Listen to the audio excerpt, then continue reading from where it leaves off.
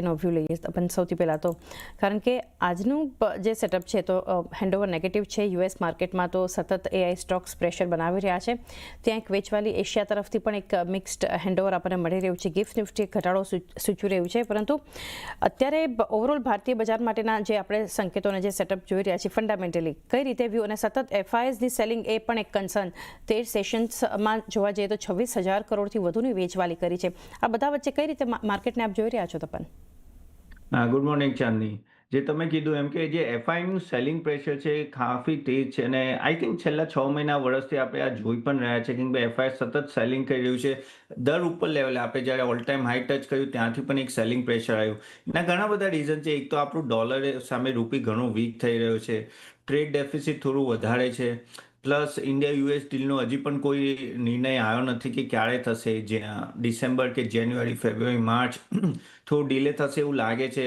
Quarterly result હજી પણ okay આવ્યા છે પણ એવા રિઝલ્ટ નથી આવ્યા જેનાથી એફઆઈ એટ્રેક્ટ થઈને આપણા ત્યાં ઇન્વેસ્ટ કેમ કે બાકીના કન્ટ્રીઝ કમ્પેરેટિવલી વેલ્યુએશન તરીકેનો સસ્તા છે.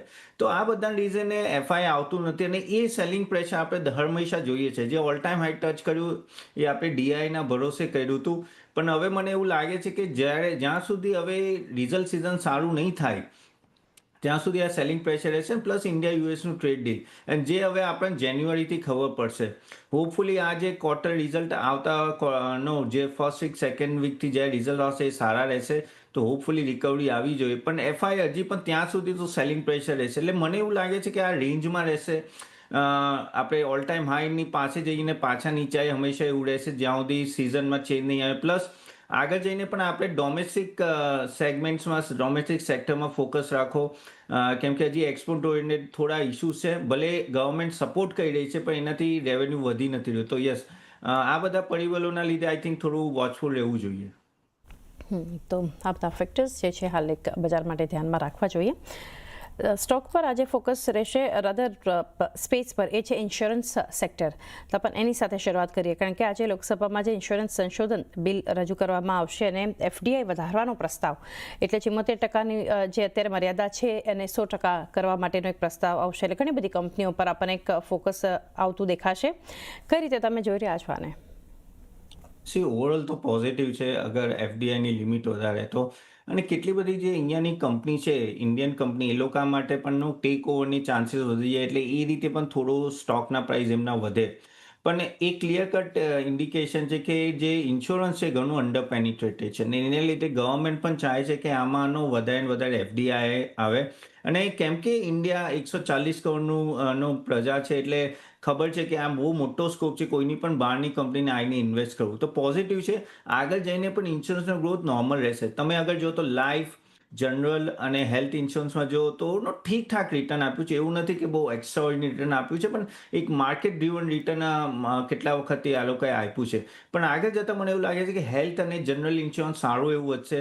જનરલ ઇન્સ્યોરન્સમાં અગર આપણે જોઈએ તો જે રીતે ઓટોમોબાઈલ્સના ડેટા આવ્યા અને બીજા બધા પણ ઇન્સ્યોરન્સ વધી રહ્યા છે પ્લસ હેલ્થમાં પણ કોવિડ પછી એક સારો એવો વધારો છે. એટલે I think may be general insurance will do well જેમાં આઈસીઆઈસીઆઈ લોમ્બાર્ડ એક કંપનીનું નામ કહીશ તો આઈ થિંક એ રીતે તમે જોઈ શકો પણ life insurance no doubt return આપશે પણ થોડું સ્ટેડી રિટર્ન આપશે. તો આ રીતે એક આ કંપનીઓ પર એક અસર આપણને ખાસ કરીને દેખાઈ શકે છે કે ત્યાં પણ ફોકસ રાખવાનું રહેશે. આ સિવાય કેમિકલ સેક્ટર માટે ખાસ કરીને એક વ્યૂ લઈએ તો પણ અત્યારના માર્કેટમાં જોઈ રહ્યા છે એક મેટલ અને આ સિવાય મેટલ પર આપણે અવારનવાર ચર્ચા થઈ છે કેમિકલ સેક્ટર ત્યાં પણ ગઈકાલે જુઓ આ સ્પેસમાંથી આરતી ઇન્ડસ્ટ્રીઝ જે એક મજબૂતી આપણને વોલ્યુમ બેઝડ બાઇંગ જોવા મળ્યું હતું. એસઆરએફ જેવી કંપનીઓમાં જે રીતે આપણે એકાદ સપ્તાહથી જે એક પરફોર્મન્સ જોયું છે તો સેક્ટર માટે અત્યારે આ સમયે શું કરવું જોઈએ, રોકાણ માટે કઈ રીતે તક છે, કઈ કંપનીઓ પર ફોકસ હોવું જોઈએ, થોડા ફંડામેન્ટલ્સ જાણીએ કેમિકલના. કેમિકલ સેક્ટર છેલ્લા વર્ષમાં આપણને ઘણા બધા એવા ગ્રીન સ્પોટ આપ્યા કે હવે વધશે પણ વધ્યું નથી. એ પ્રોબ્લેમ છે અને એનું રીઝન એક છે કે તમે મોસ્ટ ઓફ ધ કેમિકલ સ્ટોક્સની વાત કરીએ તો 70 to 80 એટલે 60-70% ઘણું બધાનું એક્સપોર્ટ છે. અને જ્યાં સુધી યુએસ યુરોપ ને બધું સ્ટેબલાઇઝ નહીં થાય ચાઇનાને ટ્રેડ ડીલો બધી સ્ટેબલાઇઝ નહીં ત્યાં સુધી મને એવું લાગે છે કે આ બધા સેક્ટરમાં આ એટલીસ્ટ કેમિકલ સેક્ટરમાં ઇશ્યુ રહેશે. જો કેમિકલ સેક્ટરની કંપનીઓની વાત કરીએ તો વેલ્યુએશન ઘણું બધું રિઝનેબલ થઈ ગયું છે એમાં કોઈ ડાઉટ નથી. તો હજી પણ એવું લાગે છે કે 1-2 ક્વાર્ટર લાગશે થોડું રિએમ કરવામાં પણ હા આ લેવલે કોઈને બહુ લાંબુ વિચારતા હોય એટલે 2 વર્ષનું જેવી રીતે પીરિયડ હોય તો ઇન્વેસ્ટ કરવું. કેમ કે શોર્ટ ટર્મમાં એવું થાય છે કે આ સ્ટોક વધે છે ને પાછા નીચે આવી જાય છે. એગ્રોકેમિકલમાં પણ જો જ્યારે આપણે મોન્સૂન સિઝન આવે ત્યારે બધા સ્ટોક વધે છે ને પાછા નીચે આવી જાય છે. એટલે બહુ સિલેક્ટિવ રહેવું પડશે અને એમાંય તમારે બહુ લોંગ ટર્મ રાખીને પેશન્સ રાખીને ચાલવું પડશે. કેમ કે છેલ્લા 2 વર્ષથી આ સેક્ટરે અંડર પરફોર્મ કર્યું છે અને થોડું હજુ પણ કરશે. એટલે ઇન્વેસ્ટરને અગર ઇન્વેસ્ટ કરવું હોય તો સ્પેશિયાલિટી કેમિકલમાં કરી શકે, પણ લાંબો સમયનો અગર પીરિયડ હોય તો જ કરે, ને અદરવાઇઝ એવોઇડ કરી શકે છે. તો અહીંયા ખાસ કરીને પરંતુ એક લોંગ ટર્મ માટેનો વ્યૂ છે તો રોકાણ કરી શકો છો, બાકી આ સ્પેસને અવોઇડ કરી શકો છો કેમિકલને. EMS સ્પેસ, EMS ઇન્ડસ્ટ્રીની અગર એક ચર્ચા કરીએ તો પરંતુ એક ગ્લોબલ EMS ઇન્ડસ્ટ્રીઝ કઈ રીતે એક ઓપોર્ચ્યુનિટીઝ તમે જોઈ રહ્યા છો? કારણ કે આ સ્ટોક્સમાં પણ એકવાર ફરી ગઈકાલે એક એક્શન અંબર એન્ટરપ્રાઇઝિસ જે કોન્કોલમાં એક સ્ટ્રોંગ મેનેજમેન્ટ કમેન્ટ્રી આવી, ઓવરઓલ જે મજબૂતી આપણને અંબર એન્ટરપ્રાઇઝિસમાં જોવા મળી. વોલ્ટાસ, હેવલ્સ જેવા સ્ટોક્સ છે. કેન્ટ સ્ટેક જો કે દિવસના અંતમાં થોડું પ્રોફિટ બુકિંગ જોવા મળ્યું હતું. 60 DLM જેવા સ્ટોક્સ જે છે, ઓવરઓલ જે એક મજબૂતી સિરમા SGSમાં એક ખરીદદારી આપણને જોવા મળી હતી. પરંતુ આ ઇન્ડસ્ટ્રી માટે આ સેક્ટરની જ્યારે લોંગ ટર્મ ચર્ચા કરી રહ્યા છે, કઈ રીતે આપ જોઈ રહ્યા છો EMSને? EMS સેક્ટર તમે જો તો ચાંદની વેલ્યુએશન ખાસું વધી ગયું હતું. આપણને પણ ખબર છે 140-150ના PE પર ચાલતા હતા બધા. તમે કેન્સ લઈ લો, ડિક્સન લઈ લો થી માંડીને બધા સિરમા ને બધા. પછી શું થયું, આ જે કેન્સનું જે મેનેજમેન્ટના ઇસ્યુ થયા, મેનેજમેન્ટ કરતાં પણ જે અકાઉન્ટિંગ પોલિસીના જે ઇસ્યુ થયા એના લીધે ખાસું એવું કહેવાય ને કે એ સ્ટોક નીચે ગયો, 40-45% નીચે જતો રહ્યો. અને એ જેન્યુઇન રીઝન હતા. કેમ કે આવા રીઝન આવે કે એ લોકોએ જે થર્ડ પાર્ટીનો જો બધી એન્ટ્રીઝ પ્રોપર નથી પાડી અને એવું બધું રિલેટેડ પાર્ટીની પણ એન્ટ્રીઝ પ્રોપર નથી ને એ બધું, એના લીધે એ પડ્યું. પણ એ સાથે મોકો મળ્યો માર્કેટને કે બીજા બધા સ્ટોક્સને પણ, જે રીતે ડિક્સન હોય કે એ બધાને. ડિક્સનનો પણ એક ઇસ્યુ છે કે વિવોનો જે કેસ ચાલી રહ્યો છે ભારત સરકારને વિવોનો, એના લીધે થોડું એવું છે. કેમ કે 33% જે રેવન્યુ ડિક્સનની આવે છે એ વિવોથી આવે છે. અને બીજા બધા સ્ટોક્સ પણ થોડાક કરેક્ટ થયા. પણ મને આજે કહું તો એવું લાગે છે કે EMS બહુ મોટો મેગા ટ્રેન્ડ છે. 5-10 વર્ષ આઈ થિંક એ સેક્ટરમાં ઘણું બૂમ રહેશે.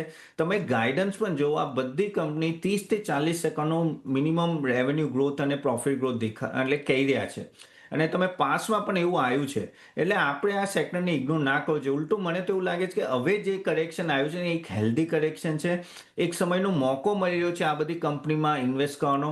ખાસ કરીને આ ડિક્સન હોય કે કેન્સ હોય કે એમ્બર હોય. કેન્સમાં થોડું આપણે ધ્યાન રાખવું પડશે, મેનેજમેન્ટ શું કહે છે. એકાદ ક્વાર્ટરના આ રિઝલ્ટમાં આપણને ખબર પડશે.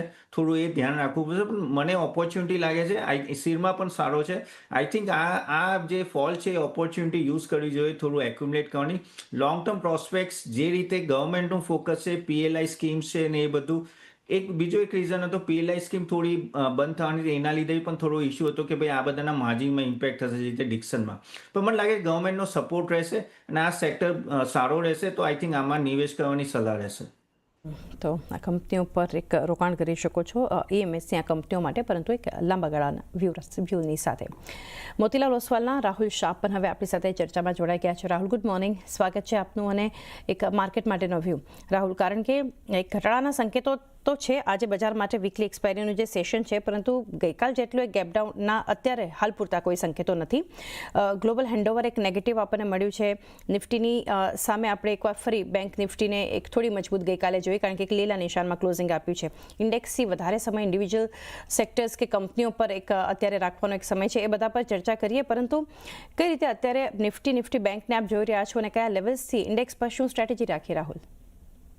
Good morning. આઈ થિંક જે હિસાબે સેટઅપ આપણે જોઈ રહ્યા છે, ગઈકાલના સેશનમાં નિફ્ટી નેગેટિવ ઓપન થતા અને I think during the day I think bounce back smartly અને જોઈએ તો મારા ખ્યાલથી એક બુલિશ કેન્ડલ ફોર્મ કરતી જોવા મળી છે. અને જે હિસાબે સેટઅપ આપણે જોઈ રહ્યા છે, મને લાગ્યું છે કે 26,000ની ઉપર જસ્ટ અબાઉ બંધ થતા આવતા જોવા મળી છે અને એક મહત્વનું લેવલ હતું. નિફ્ટી પર્સપેક્ટિવ હવે જો મારા ખ્યાલથી 26,000ની ઉપર રહે નિફ્ટી, તો મારા ખ્યાલથી 26,200 સુધીના લેવલ આપણને નિફ્ટી પર્સપેક્ટિવ જોવા મળી શકે છે. અને જે સપોર્ટ સપોર્ટ શિફ્ટ થતા જોવા મળ્યા છે કે 25,850ની આસપાસ સપોર્ટ જોવા મળી રહ્યા છે. અને ઓવરઓલ આપણે સેટ કરીએ મારા ખ્યાલથી જે હિસાબે ઓપ્શનના ડેટા સજેસ્ટ કરી રહ્યા છે, તેમાં લાગી રહ્યું છે કે 25,800 થી 26,200ની એક લેવલ આપણને નિફ્ટી પર્સપેક્ટિવથી જોવા મળી શકે છે. સિમિલરલી બેંક નિફ્ટીની વાત કરીએ તો બેંક નિફ્ટી મારા ખ્યાલથી સિમિલરલી ટ્રેન્ડ જોવા મળ્યો છે. નિફ્ટીની જેમ ગઈકાલે ઓપન નેગેટિવ અને પછી ત્યારબાદ પોઝિટિવ તરફ છૂટા મળી છે. 5950 મહત્વનો સપોર્ટ છે બેંક નિફ્ટીનો. ઉપરમાં મારા ખ્યાલથી હવે જ્યાર સુધી 59,250 ની ઉપર રહે છે તો 59,750 ને ત્યારબાદ 60,000ના એક લેવલ જોવા મળી શકે છે નિફ્ટી બેંકના અંદર. તો એક વ્યૂ ઓવરઓલ નિફ્ટી અને નિફ્ટી બેંક પર આપણને ખાસ કરીને એક બનતો જોઈ રહ્યા છે. સ્ટોક સ્પેસિફિક રાહુલ એક શરૂઆત કરીએ વોલ્ટાસ સાથે. આ સ્પેસ પર ઓવરઓલ એક ફંડામેન્ટલ ચર્ચા કરી હમણાં જ તમે જ્યારે જોડાયા ત્યારે, પરંતુ વોલ્ટાસ પર અગર વ્યૂ લઈએ તો એક હાયર હાઈ હાયર લો બનતા આપણને સ્ટોક પર દેખાયા. 5 દિવસથી આપણે જોઈ રહ્યા છીએ અને ઇનફેક્ટ જે રીતે એક તેજી જોઈ રહ્યા છે અને 1 વર્ષના નીચલા સ્તર પર આઈપીસ આપણને પહોંચતા દેખાડી રહ્યા છે ને. 2 દિવસથી અગર એફએનઓમાં પણ રાહુલ જોઈએ તો એક લોંગ બિલ્ટઅપ કે પછી શોર્ટ કવરિંગ આ સ્ટોક આપણને બતાવી રહ્યું છે. તો કઈ રીતે સેટઅપ ચાર્ટ પર આપ જોઈ રહ્યા છો વોલ્ટાસને? I think as you rightly said કે છેલ્લા 2 દિવસથી બિલ્ટઅપ સ્ટ્રોંગ તરફ જોવા મળી રહ્યું છે વોલ્ટાસના અંદર અને હાયર હાઈઝ બનાવતા જોવા મળ્યા છે સ્ટોકના અંદર. 1365 મારા ખ્યાલથી મહત્વનો લેવલ છે ઇમિડિયેટ સપોર્ટ માટે અને ઉપરમાં મને લાગે છે કે 1430 ની આસપાસ એક રેઝિસ્ટન્સ જોવા મળી શકે છે ફર્સ્ટ રેઝિસ્ટન્સ અને ત્યારબાદ 1465 સુધીના લેવલ આપણને જોવા મળી શકે છે. તો મારા ખ્યાલથી વીકલી સ્કેલ અને મંથલી સ્કેલ પર બી સ્ટ્રોંગ સેટઅપ જોવા મળે તો 1365ના સ્ટોપ લોસ સાથે લોંગ કરવાની ભલામણ રહેશે વોલ્ટાસના અંદર. 1365ના સ્ટોપ લોસ સાથે એક લોંગ કરી શકો છો એક વ્યૂ વોલ્ટાસ પર બનતો જોઈ રહ્યા છે. એ સાથે સમય